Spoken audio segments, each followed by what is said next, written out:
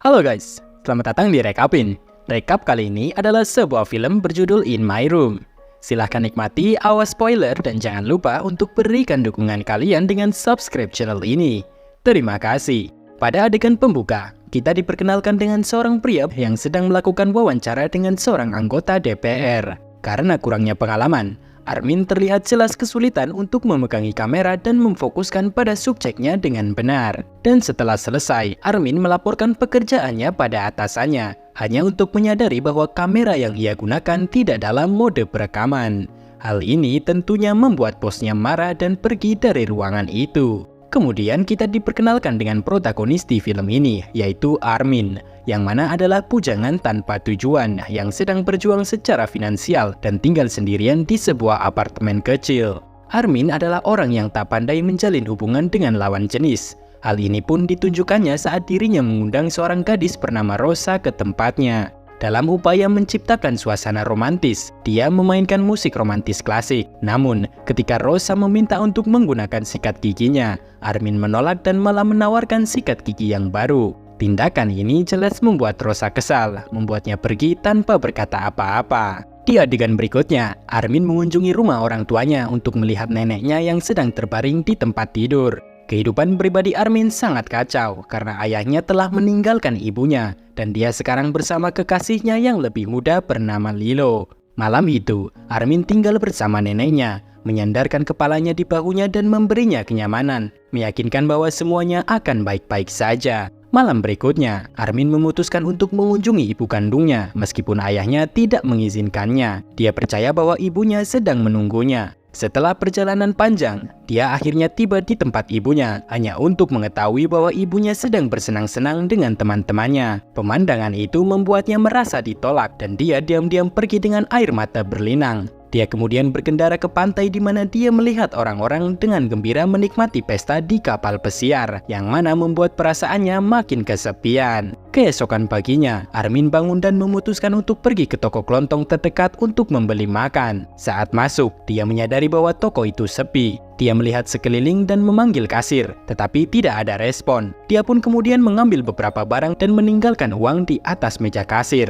Dia kemudian melihat beberapa sepeda motor dan mobil dengan keadaan masih menyala di pom bensin. Namun dia tidak terlalu memperhatikan itu dan pergi begitu saja. Lambat laun, Armin mulai merasakan kegelisahan akibat jalanan yang benar-benar sepi. Tak lama kemudian dia menemukan beberapa skuter terbengkalai di tengah jalan. Merasakan sensasi yang mencekam, ia akhirnya mencoba menghubungi ayahnya namun gagal. Kepanikan pun muncul, membuatnya bergegas kembali ke tempat ayahnya. Setibanya dia di sana, dia menemukan pintu terkunci dari dalam, membuatnya mendorongnya untuk berusaha masuk. Kekhawatiran semakin muncul karena tidak ada respon, dan ini membuat Armin akhirnya mendobrak pintu untuk masuk dengan paksa. Di dalam, dia hanya menemukan tubuh neneknya yang tak bernyawa tergeletak di tempat tidur. Ini membuatnya ketakutan dan dia mulai berteriak meminta tolong, tetapi sekali lagi tidak ada yang merespon. Keesokan paginya, Armin mandi menggunakan sebotol air dan mulai melakukan ritual terakhir untuk neneknya. Dia mengumpulkan semua buku, salinan, dan kertas, meletakkannya di tempat tidur neneknya, menyiramnya dengan bensin untuk kemudian dia bakar dengan korek api. Setelah itu, dia berkendara di sepanjang jalan pedesaan yang kosong, menemui banyak kendaraan yang ditinggalkan di sepanjang jalan. Kemudian dia menemukan sebuah mobil sport polisi. Armin yang seumur hidupnya belum pernah naik mobil mewah pun langsung masuk ke dalam mobil itu dan sangat menikmati perjalanan di dalamnya.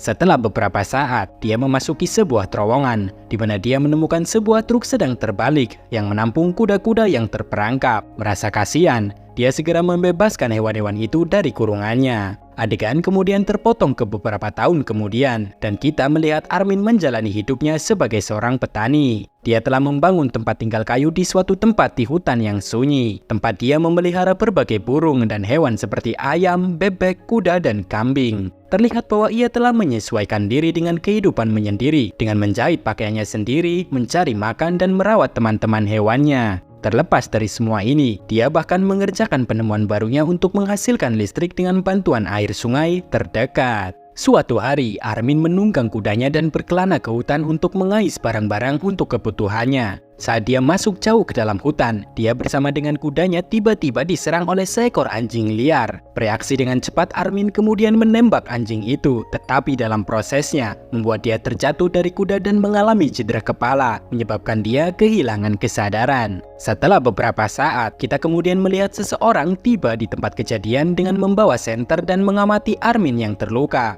Kemudian adegan berpindah ke pagi hari saat Armin sadar kembali. Dia mendapati dirinya sudah terbungkus aluminium foil yang membuatnya tetap hangat. Dia tidak tahu bagaimana dia berakhir seperti itu. Dia pun berpikir sejenak dan kemudian kembali ke tempat tinggalnya. Sore harinya, Armin melihat sebuah mobil mendekati tempatnya. Curiga bahwa itu mungkin ancaman potensial. Dia mengambil tongkat sebagai senjatanya dan bersembunyi di balik semak. Segera setelah itu, seorang wanita bernama Kirsi mendekatinya sambil memegang senapan, menuntut agar dia melepaskan senjatanya. Terlalu takut untuk menyerang, Armin pun menurut dan melemparkan tongkatnya ke samping. Kirsi juga akhirnya menurunkan senjatanya dan berjalan kembali ke kendaraannya. Keesokan paginya, Armin bangun dan menemukan sarapan di sampingnya. Saat dia mencicipi makanannya, dia sangat merasa keenakan karena sudah lama sekali dia tidak menikmati makanan seperti itu. Beberapa saat kemudian, Kirsi masuk dan melihat luka di kakinya. Menyadari tingkat keparahannya, dia kemudian mengambil perlengkapan P3K dari kendaraannya dan merawat lukanya. Kemudian, saat mereka duduk untuk meminum kopi, Kirsi bertanya mengapa Armin memilih untuk tinggal di lokasi terpencil seperti ini.